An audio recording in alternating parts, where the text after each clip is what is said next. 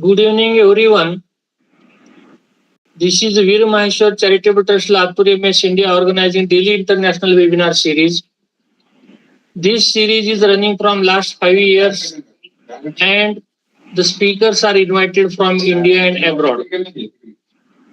Today, on 2nd August, we have invited Mrs. Harshita Chandra ma'am, who is assistant professor at Apex Group of Institutions, Bilaspur, Uttar Pradesh, and the topic is next generation talent retention. I welcome you, ma'am, from my organization and from all the participants, those who are joined here.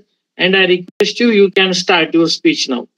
Thank you so Thank you. much, sir. Good evening, everyone. Before I introduce myself, I want you to sit with one number.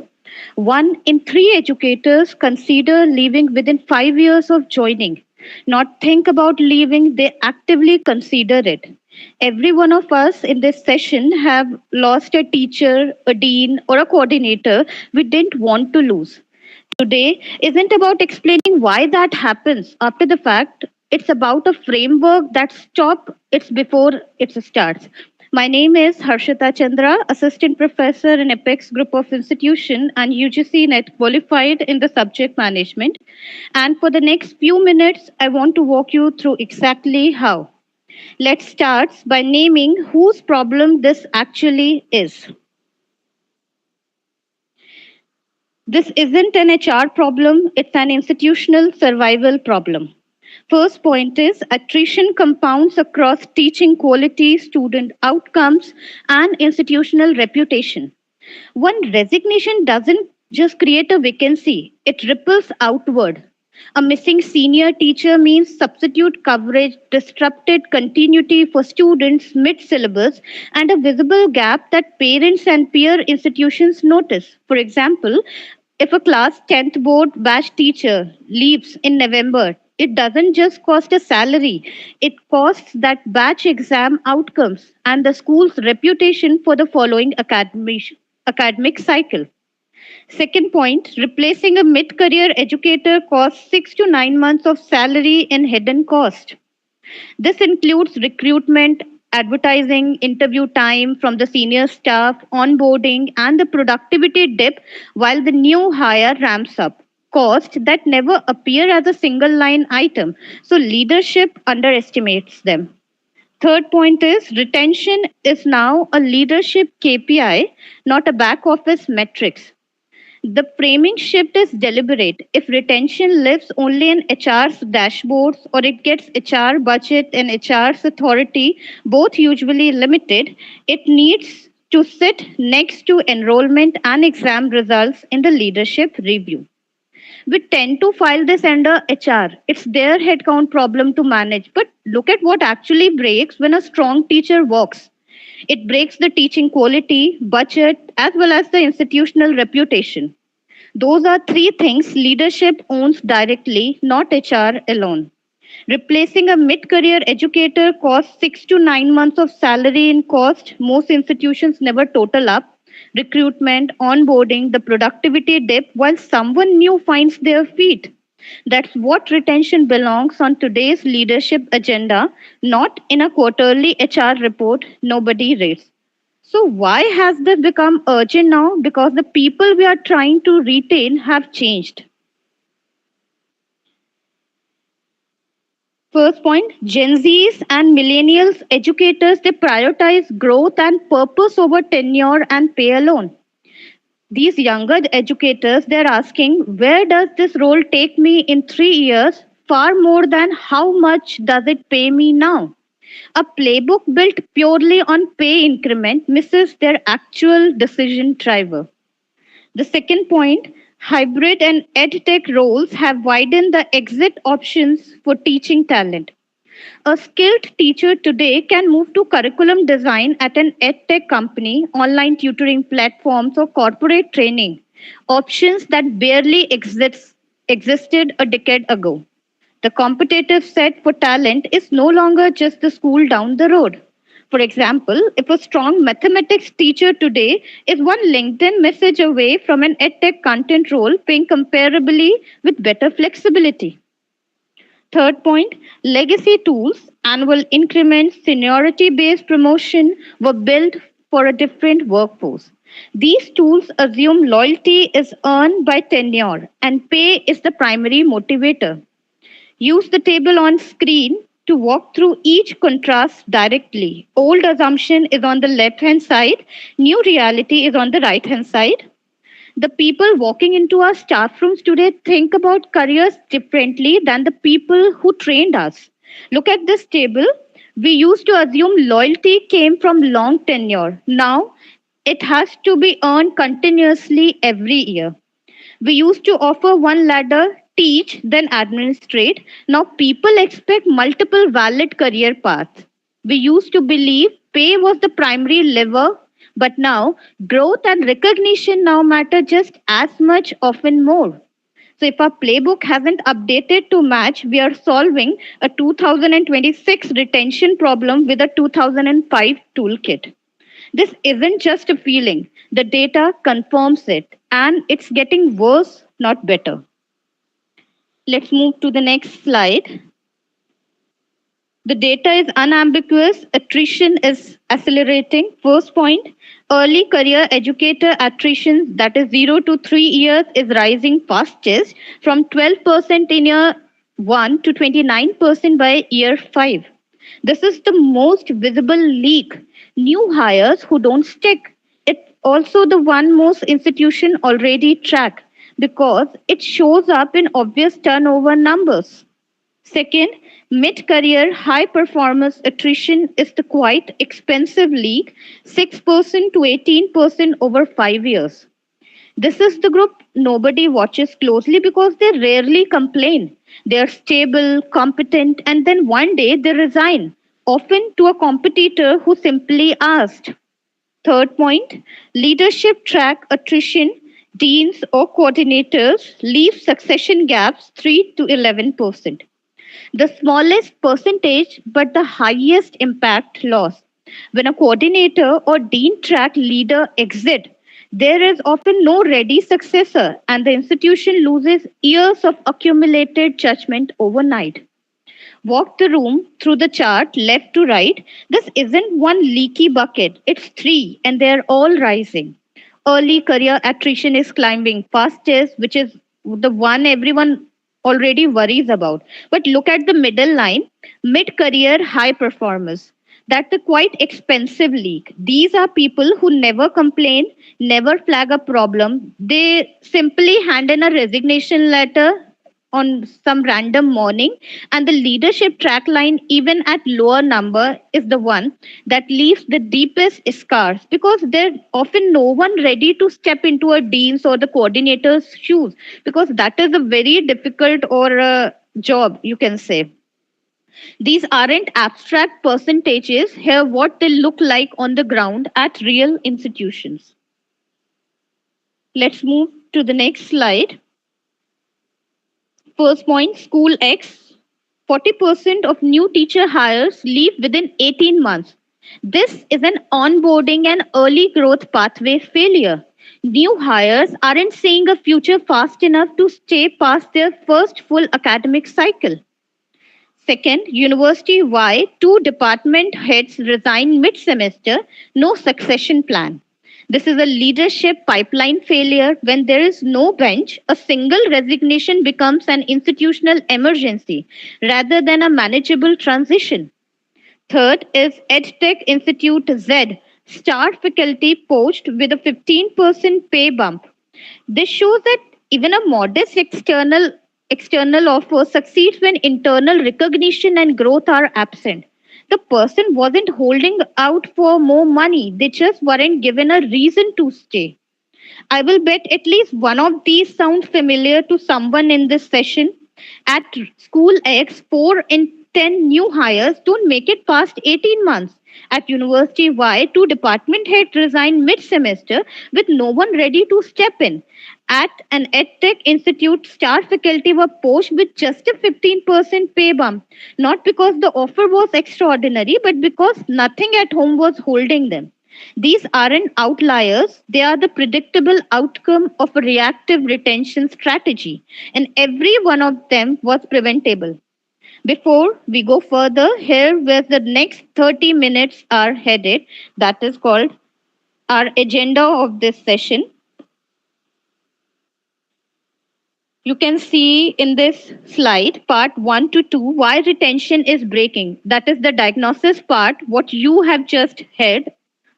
Next is part 3, the four pillar framework. That is the core content of this session, where you will spend most of the time.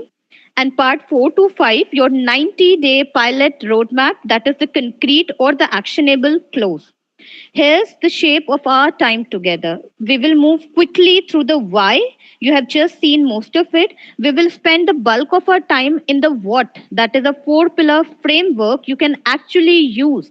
And we will close with a concrete how, a 90-day pilot roadmap you can take back to your institution as early as Monday morning. Let's put a real number on what does this is costing us, because numbers move budgets faster than stories do. Let's move to the next slide. Attrition isn't a cost line, it's a compounding liability. First point is visible cost. That is recruitment, onboarding, training. These are the costs finance department already track, the ones that show up in a budget line. Next is indirect cost, or you can say the hidden cost, institutional knowledge loss, morale contagion, disrupted student continuity. These never appear on a balance sheet but are often larger than the visible cost. A departing senior teacher takes relationship capital with students and parents that can't be rehired. For example, when a beloved teacher leaves, it's common to see two or three colleagues start quietly job hunting within the same term. That is the morale contagion in action. What shows up in the budget when someone leaves, the recruitment ad, the onboarding cost, is just the tip of the iceberg. What doesn't show up is the part that actually sinks institution, that is the disrupted student relationships, institutional knowledge walking out the door, and a demoralized department where two or three other people quietly start looking elsewhere too. We need to start treating this as a compounding liability, not a one time cost. Let's make this concrete with an actual number. Let's move to the next slide. Recruitment and onboarding, we are going to denote it with the letter X percentage of 1 year salary. So, whatever is the institution actual recruitment spend and onboarding time, that would be represented by this variable. Second is productivity ramp up loss over the first 6 months, that is again represented by X percentage. Like a new hire, even a strong one, typically operates below full capacity for 2 to 3 terms while learning students, systems, and cultures, and while adapting that new environment. Third is institutional memory and relationship capital, that is unquantifiable but real. This is the line that resists a spreadsheet but shouldn't be dismissed. Years of parent trust, student report, and tacit knowledge of how things really work here. Put a number on this and it gets leadership attention fast. I want each of you to leave here with a thing that before our next meeting, or if we are, have any meeting, calculate this figure for your own institution, like your institution recruitment costs, ramp up productivity loss, and an honest estimate of relationship capital lost. A specific rupee or a dollar figure attached to a single departure changes this conversation from a nice to have HR initiative to a budget line problem we can no longer ignore. Now, if it's not really about pay, was it about? The data has a clear answer. Let's move to the next slide. First one is lack of a growth pathway, cited by 31% as the top exit reason. This is the single largest driver. Educators leave when they can't see where the role takes them in the 3 to 5 years, when they don't feel motivated. Second is feeling unseen or undervalued by leadership, about 27%. That is close second. People stay where they feel their work is noticed, not just where they're paid on time. Third is burnout from role ambiguity and workload creep. It is about 24%. That is the third and rising problem. Jobs quietly expanding beyond their original scope without any corresponding support. And the last one, fourth is pay, only 18%. That is the smallest share. Pay matters, but it is the least cited top reason. This is the pivotal insight of the whole session. Money alone won't fix this. If we assume this is a pay problem, we will do the expensive, obvious thing that we will raise the salaries, but still we will lose people. Look at what the data actually says, that lack of a growth pathway is the number one cited reason at 31%. Feeling unseen or undervalued by leaders is a close second at 27%. Burnout from workload creep is the third at 24%. Pay comes in last as 18%. So the real issues are growth, recognition, and workload. All three are solvable without a bigger budget. Here's the harder problem: the people most likely to leave for these reasons are the ones least likely to say so before they resign. Let's move to the next slide. First signs invisible to current system: disengagement begins.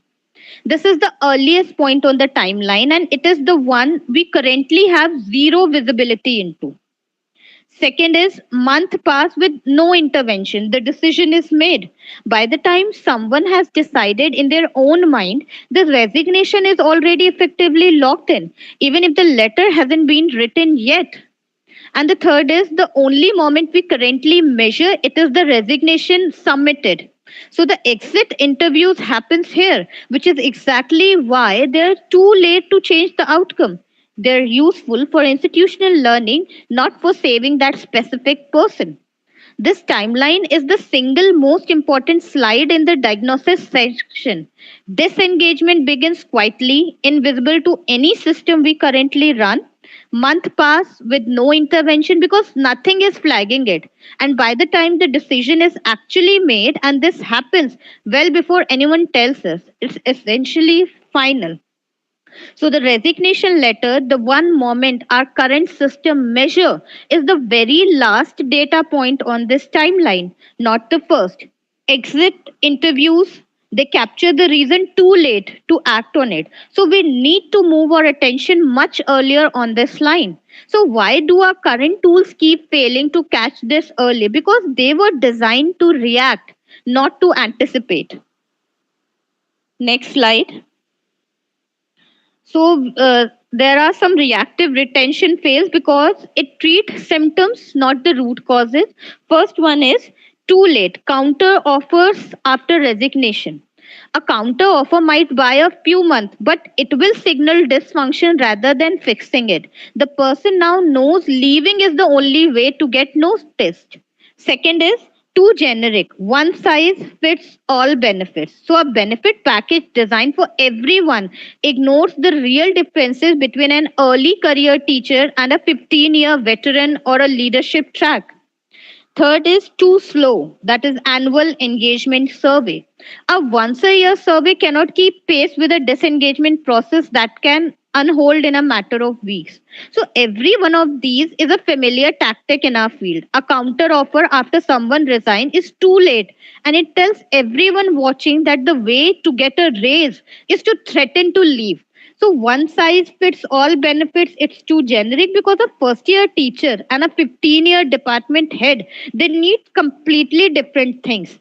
Annual engagement survey, they're again too slow for a workforce that can disengage and decide to leave within a single term. So every one of these treats the symptoms after it's already visible. So we need a framework that intervenes upstream before any of these tools would even trigger. So what do the institutions that actually solve this do differently? First, they treat retention as a design system, not a series of interventions. Systemic institutions, they build retention into how the institution runs, the way they build exam schedules, deliberately, not as an afterthought. Second, they differentiate strategy by career stage and role. A 1 year teacher or a 10-year senior teacher and a dean or a coordinator, they need different support. Treating them identically, it's only going to waste efforts on all of them. Third is they measure leading indicators, not just exit data. Leading indicators like participation, initiative, engagement, they predict the attrition month before it happens. So exit data only explain it after the fact. So this is the pivot point of our entire session, that compare the two columns on the screen. That first one is a reactive institution that responds only after resignation, offers the same benefits to everyone, and reviews attrition once a week.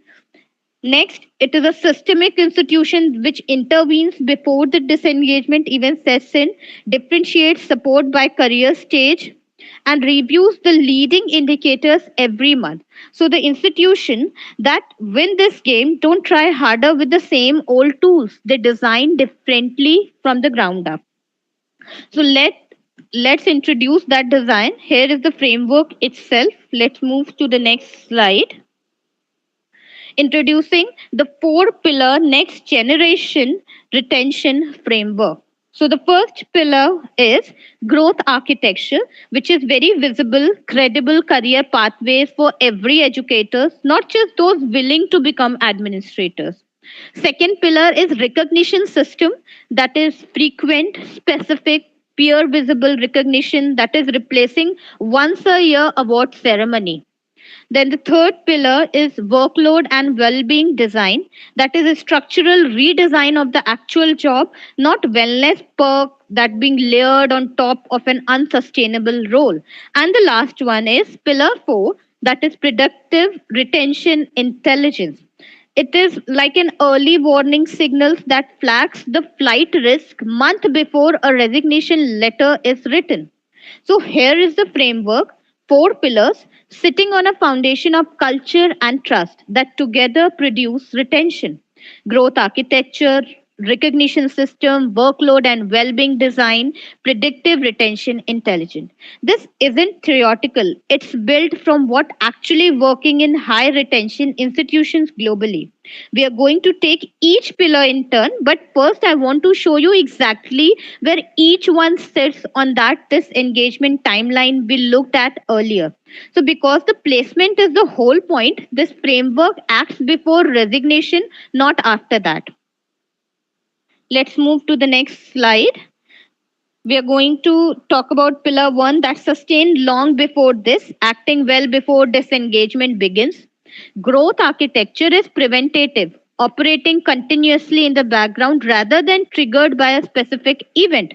Then pillar 2 and 3, it act here at the disengagement begins stage. Recognition and this workload redesign are the interventions that catch someone at the earliest visible to us point. And the pillar 4 that flags risks here between disengagement and the decision being made. So the predictive intelligence is the pillar that closes the biggest blind spot, the gap between the quiet disengagement and a final decision. So notice how each pillar sits earlier on this timeline than our current tools do. Growth architecture sustain people long before disengagement even starts. Recognition and this workload redesign, it acts right at the point where disengagement begins. The earliest point we can realistically observe. And this predictive intelligence is designed specifically to flag risk in that dangerous middle gap. So before the decision is logged in, that's the entire design principle behind this framework in one slide. None of these four pillars work well in isolation, though. Let's look at how they function as a system. First is growth gives educator a why stay. It answers the long term question, is there a future for me here? Next, recognition gives them a someone sees me. It answers the day to day question, does my work matter to anyone? And the third is workload design gives them a this is sustainable. It answers like the physical or the emotional question, can I keep doing this without burning out? Last one is intelligence tells builders act now, not later. It like closes the loop by giving leadership the timing signal to intervene before it's too late. None of these four works well alone. A growth path means nothing to someone who is burning out from an unsustainable workload. Recognition is again rings hollow if there is no path forward. Growth gives educator a reason to stay long term, but recognition tells them someone actually sees their work. So workload design tells them the job itself is sustainable. And the last one, that is the predictive intelligence, tells us as a leader exactly when to act, not later, now. So together, these four produce the retained talent. Individually, each one leaks. So before we go deep into each pillar, let me show you the destination, what success actually looks like 12 months from now. Let's move to the next slide. X percentage, that is reduction in attrition among high performance. Next one is X percentage, again reduction in time to fill the critical role. It is like a downstream benefit. When fewer people leave, fewer urgent vacancies need filling under time pressure. Plus X point in employee net promoter score. It is a leading indicator of culture health that predicts future attrition risk before it shows up in resignation numbers. Hold on to these three numbers. We will return to them at the end of this session because this is the destination. It is a measurable drop in attrition among your highest performers, a shorter time to fill for critical roles, and a meaningfully higher employee net promoter score. Let's start with pillar one, that is growth architecture, because it addresses the single biggest reason people leave and it costs almost nothing to begin. So, pillar one, first point is dual track career ladders, teaching mastery track and leadership track. One path stays in the classroom and rises through teacher, then you become a senior teacher, then a master teacher, then a lead mentor. The other moves into administration like a teacher, then you become a coordinator, then head of a department, and after that, you become a principal or a dean. Second is skill based progression milestone, not tenure based only. Advancement is tied to demonstrated capability, mentoring juniors, curriculum contribution, measurable teaching impact, not simply years served. Third is individual development plans reviewed twice yearly, not once. A single annual review is too infrequent to course correct, so twice yearly review catch drift and keep the growth conversation alive. Right now, most institutions they have exactly one path up, become an administrator. That forces our best classroom teachers to leave teaching in order to grow, which is exactly backward. This pillar builds two credible tracks side by side. One side, a teaching mastery track, that is you become a teacher, then a senior teacher, then a master teacher, then a lead mentor. And on the other side, a leadership track, that you become a teacher, then a coordinator, then a head of a department, and at last you become a principal or a dean. So progress in either track is tied to demonstrated skill, not just years served. And every educator gets a development plan reviewed twice a year instead of once. This isn't theoretical. Here's what it looks like when an institution actually implements it. Master teacher designation with pay parity to junior admin roles.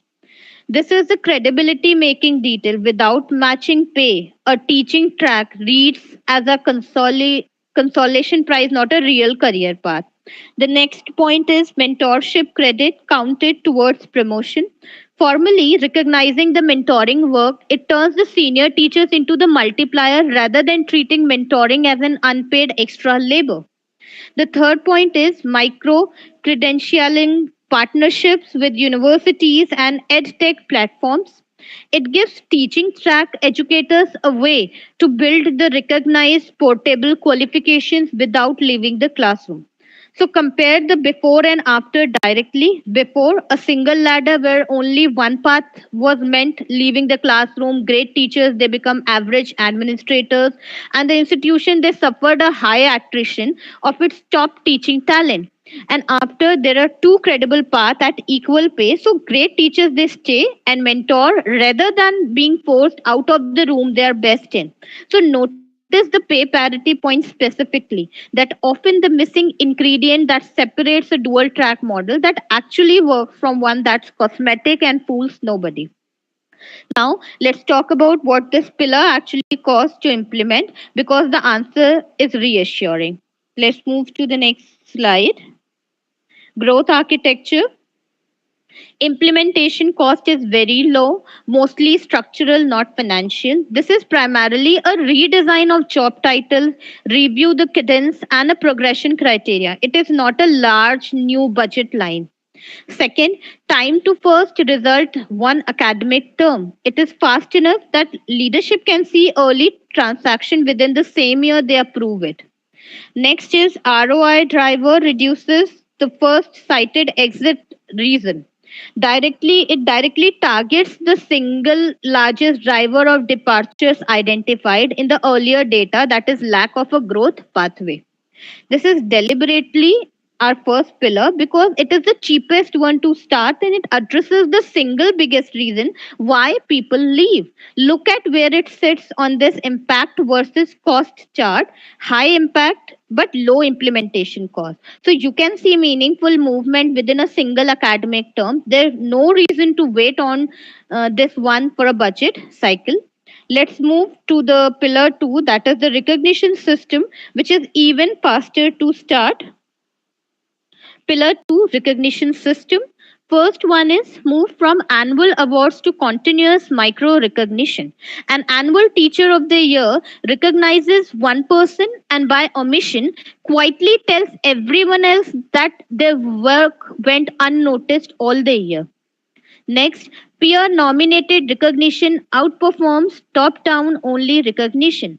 Recognition from colleagues who see the daily work up close often carries more weight than the recognition from leadership alone. The third one is specific behavior linked praise outperforms generic praise. Great job. This term is forgettable. The way you handled that parent conversation last week was exactly the kind of judgment we want to reward, is memorable and repeatable. So, an annual Teacher of the Year award is the recognition that exactly being got by one person only and without meaning it going to demotivate the everyone else who worked just as hard and got nothing. So this pillar spreads recognition across the whole year and the whole staff room, that is continuous instead of once a year, peer nominated instead of top down only, and specific to an actual behavior instead of generic praise. So the shift from an annual model to an always on model is the entire idea which is being captured in this one slide. So here exactly how the recognition should flow structurally. Let's move to the next slide. Leadership to staff, that is structured shootouts monthly. There should be a regular calendared practice rather than an occasional or an ad hoc gesture. Next, peer to peer, always on nomination channel continuous, a simple ongoing channel, even a shared form or channel where colleagues they can flag each other's good work in real time. Third is students or a parent to staff captured and shared back formally per term. This is often the most powerful recognition source and the least captured. Formalizing it costs almost nothing and returns a great deal. Notice the third row specifically student and parent recognition. It's often the most powerful form of recognition an educator receives and the least captured by any institutional system. This pillar simply formalizes collecting that feedback and returning it to the teacher. A parent's thank you note or currently lost in a WhatsApp thread, it becomes something that's shared back formally each term. So here's why this pillar has zero excuse for delay. Let's move to the next slide. Near zero direct financial cost. This pillar is almost entirely about process and habit. It is not about the budget. Second, it directly targets exit reason, that is feeling unseen, that is approximately 27%. It maps precisely onto the second largest driver of departure identified earlier in this session. Third is fastest pillar to pilot can start next week. It doesn't require any structural redesign or a new system. So you can begin it whenever you want to. So if you do nothing else after today, this is the pillar with zero excuse not to start immediately. It costs almost nothing financially. It directly targets feeling unseen, our second largest, biggest cited exit reason. And you could realistically launch a version of this next week, not next term. So now let's turn to the pillar that's harder politically but has the highest long term payoff, that is the workload. Our pillar 3. First point is audit and cap non teaching administrative load. Most institutions, they have never actually measured how much non teaching work has accumulated on top of the core teaching role. Second is protect planning and preparation time as non negotiable. Prep time is usually the first thing that is sacrificed to accommodate administrative tasks. Protecting it structurally, not just in policy, it prevents that erosion. Third is build in structural recovery period, not just leave policy. Leave policy alone doesn't prevent burnout if the underlying workload during the term time is unsustainable.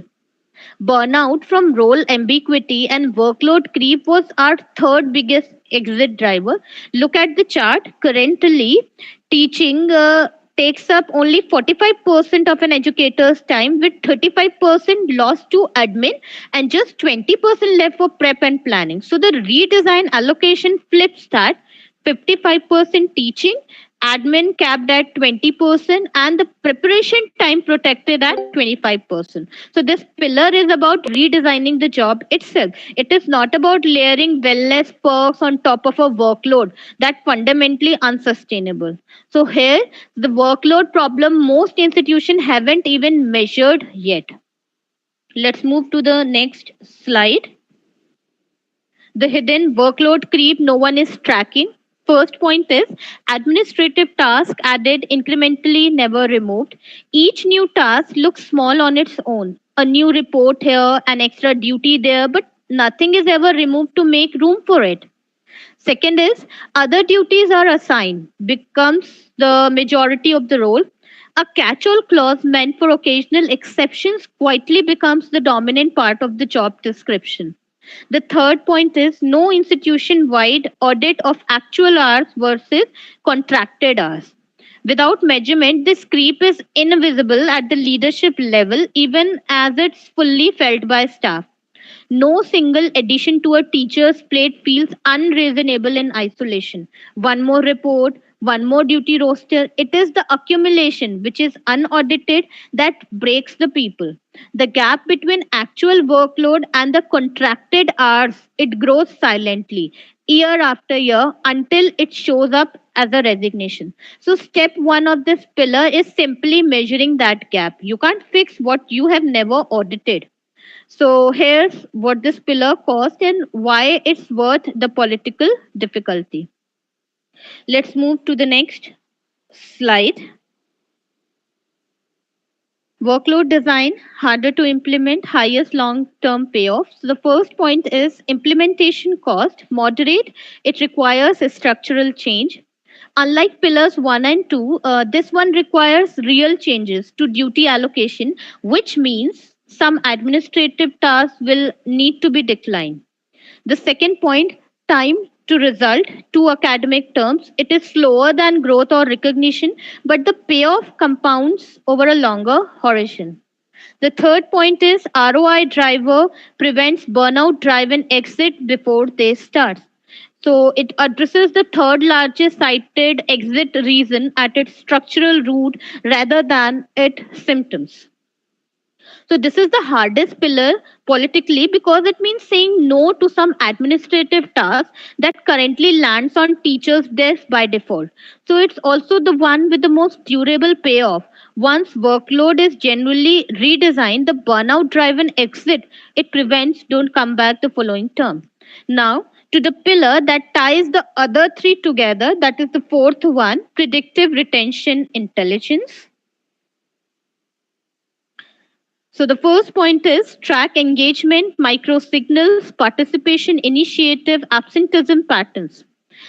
These small behavioral shift, a formerly active colleague going quiet in meeting, dropping the voluntary initiatives, more sick days. These are the early signs that precede the resignation by months. The second one is quarterly stay interviews replacing the annual exit interviews. Shift the conversation to a point where the person can still act on the feedback and the institution can still respond. The third one is simple risk flagging dashboard for department heads. It doesn't need to be sophisticated software. It is a shared, simple tracker that department heads review regularly is enough to start. So remember the gap on our timeline from the previous slide. This engagement starting month before resignation, which is invisible to any system we currently run. This pillar is how we close that gap. We track simple engagement micro signals, that is the participation, initiative, absenteeism patterns, and replace that annual exit interview with the quarterly stay interviews. And it gives the departmental heads a simple risk flagging view across their team, department by department, faculty by faculty. So the stay interview specifically deserves its own slide because it's one of the highest leverage moves in this entire framework. Let's move to the next slide. The power of the stay interview over the exit interview. First is it is timely asked while the person is still engaged and can act on feedback. Contrast with exit interview, which happens after the decision is already final and nothing can be changed. Next, it is open and forward looking. What would make you stay versus why did you leave? So this forward looking question invites constructive actionable answers. The backward looking question often gets defensive or guarded ones. Next point is it is recurring quarterly cadence conducted with high performance specifically. So a regular cadence catches drift early and focusing on high performers targets the group most expensive to lose, at least likely to complain. So this single change, that is asking the questions earlier and asking it differently, is one of the highest leverage, that is lowest cost move in this entire framework. An exit interview is one time, backward looking and often defensive because the decision has already been made. A stay interview is timely, open, forward looking and recurring, that is conducted quarterly specifically with your high performance while there is still something you can actually do with the answers. So here's the good news about this whole session. It it doesn't require new technology to start. Let's move to the next slide. Predictive intelligence, the multiplier pillar.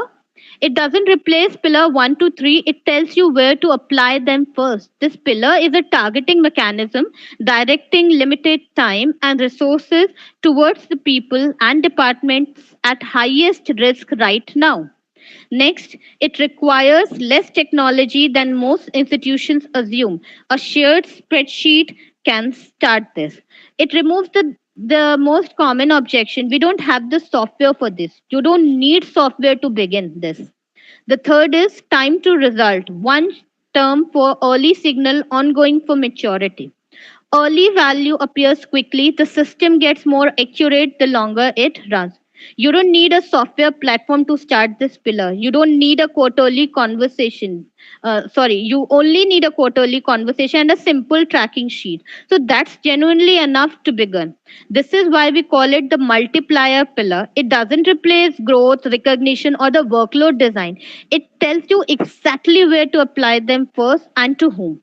So scale this tooling later once the practice has proven itself. So all these four pillars only matter if we actually measure them, which brings us to the fifth thing that ties this together, that is measurement. Define 3 to 5 leading indicators per institution, not 20. If you're using too many metrics, it dilutes the attention. A small, sharply chosen set, it gets actually reviewed and acted on. Second point is report retention metrics at the same cadence as academic performance. It elevates the retention to the same standing as exam results and enrollment in leadership regular review rhythm. Next, assign clear ownership. Retention is a named leadership KPI. Without a named owner per metric, accountability quietly evaporates. So the table on screen assign each metric to a specific role. So retention has to show up in the same leadership meeting where you review exam results and the enrollment numbers, not tucked away in a separate lower priority HR review. Look at this table: voluntary attrition among high performance owned by the HR director, reviewed monthly. Stay interview completion rate owned by department heads, reviewed quarterly. Growth plan participation rate owned by the academic dean, reviewed termly. Recognition touch points per staff member owned by department heads, reviewed monthly. Four metrics, four named owners, and four clear cadences. That's the whole discipline. So none of these four pillars work, though, without one thing underneath all of them, that is culture. Culture is the operating system the four pillars runs on. The first one is psychological safety enables honest stay interview conversations. A stay interview only produces honest answers if the person genuinely believes there's no penalty for candor. Next, leadership visibility and accessibility reduces feeling unseen. Recognition system, they work far better when leaders are already visibly present, not just formally scheduling the shootouts. Third is trust is the multiplier. Without it, every pillar underperforms. This is the honest caveat of the whole framework. None of the four pillars compensate for a genuinely low trust environment. So that honesty requires a real behavior shift from leadership. Here specifically what changes. Next slide. Annual reviews, that is an ongoing conversations. The single biggest cadence shift from a once a year event to a continuous practice. Next, uniform policy, that is differentiated role aware support. It requires leaders to actively tailor support by career stage rather than defaulting it to one policy for everyone. Next is reactive HR, that is more proactive, data informed leadership. It moves the ownership of retention decisions from HR alone into the heads of departments and institutional leadership, which is being informed by the data this framework generates.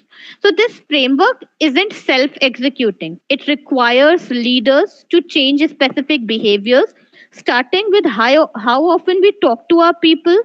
Next, annual reviews become ongoing conversations, uniform policies become differentiated, that is role aware support, reactive HR becomes proactive, data informed leadership. So, none of these are complicated changes, but every one of them requires a real shift in daily habit, not just a new policy document. So before we get to the roadmap, let me flag the three-way initiative like this typically fail so we can deliberately avoid them. First pitfall is launching all four pillars institution wide at once. It creates overwhelm and no learning loop. You can't tell which change caused which results. Second pitfall is treating this as an HR project instead of a leadership priority. Without visible leadership ownership, the initiative it loses its priority the moment budget season gets busy. The third pitfall is measuring only lagging indicators, that is the attrition rate. instead of leading ones. So, waiting for the attrition rate to move means waiting a full year or more to know if anything works. So, I am flagging these now because they are the three reasons well intentioned retention initiative that is fail within a year. Launching everything institution wide at once, it creates overwhelm as well as confusion with no learning loop. Treating this as an HR project rather than a leadership priority, it means it quietly loses its momentum. Measuring only the lagging attrition rate number means you won't know for a year whether anything is working. So, our roadmap coming up next is designed specifically to avoid all three. So, here exactly how we avoid them: a 90-day pilot scoped, small, and fast plan. So day 1 to 30, baseline measurement plus launch recognition.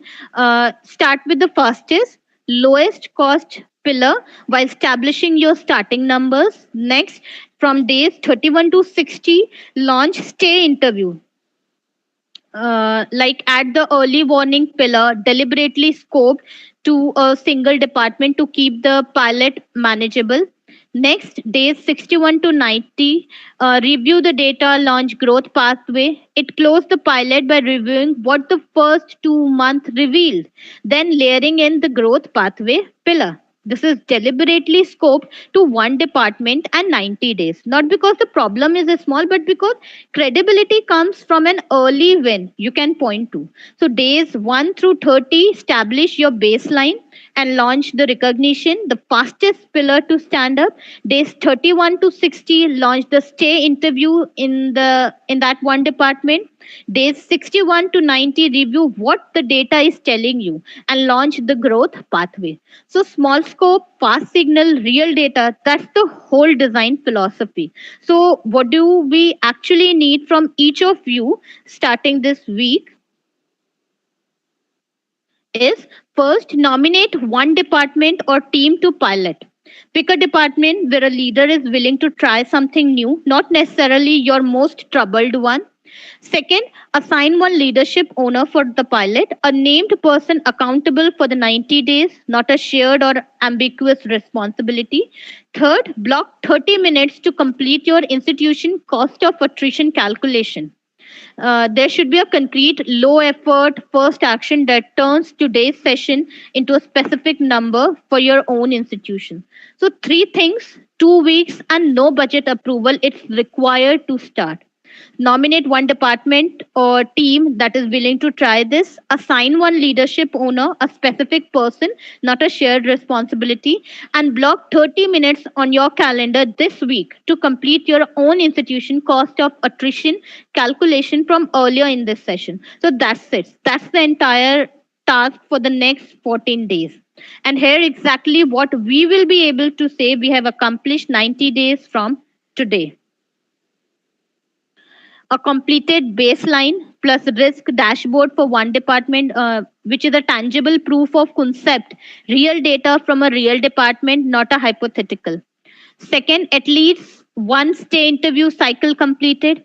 It will demonstrate the practice actually runs in your institution's specific culture, not just on paper. Third, a go or a no go decision on institution wide rollout backed by real data. The pilot entire purpose, a defensible data backed decision point rather than an open ended commitment. So, we are not asking anyone to commit to a full institutional overhaul today. I'm asking for one clean point with a clear decision point at the end. At day 90, you will have a completed baseline and risk dashboard for one department, at least one full stay interview cycle behind you, and a go or a no go decision on wider rollout backed by your own institution real data, not a consulted projection. So, here what next if we don't start, and why every term of delay has a real or a compounding cost. Every term delayed compounds the attrition already in motion. The chart shows attrition climbing to 35% by year 6 with no action versus falling to just 12% with the pilot in place. The gap between the two lines is the cost of delay. Second, competitors, institutions piloting similar frameworks gain a talent brand advantage. Being early matters. An institution known for investing in its educator becomes the default choice for talent considering a move. Third, your best performing educators have the most external options today. The people you can least afford to lose are right now the people most easily hired away.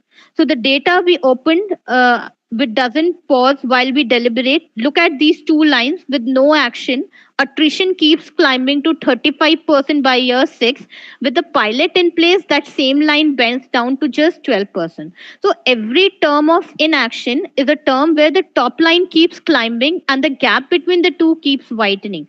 And remember, the people this affects most are your best performing educators and the ones with the most options today at institutions that are actively piloting frameworks just like this one.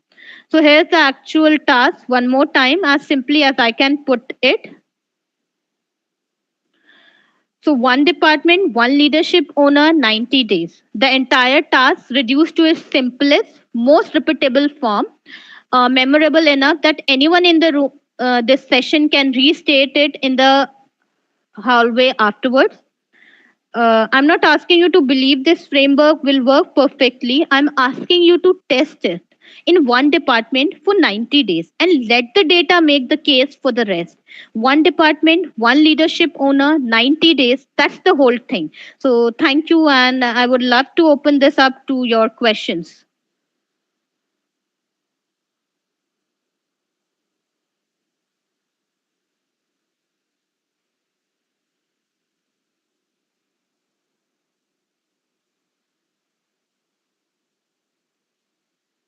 Any questions? Thank you, ma'am, for presenting today and accepting our invitation on the topic related to our next generation talent retention. Your study speech, we are thankful to you. Now I request participants they can unmute themselves and they can discuss with the speaker on this topic. Also, all participants are requested to fill the feedback link.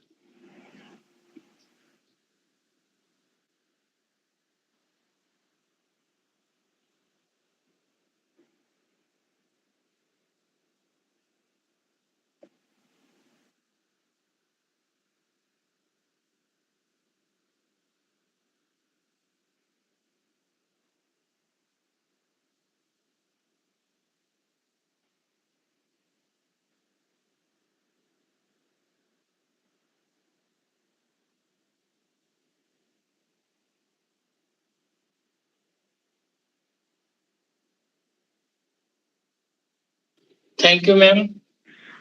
Thank you so much, sir, for giving me this an opportunity to present my views in front of all of you. Thank you so much, sir. Thank you. Thank you.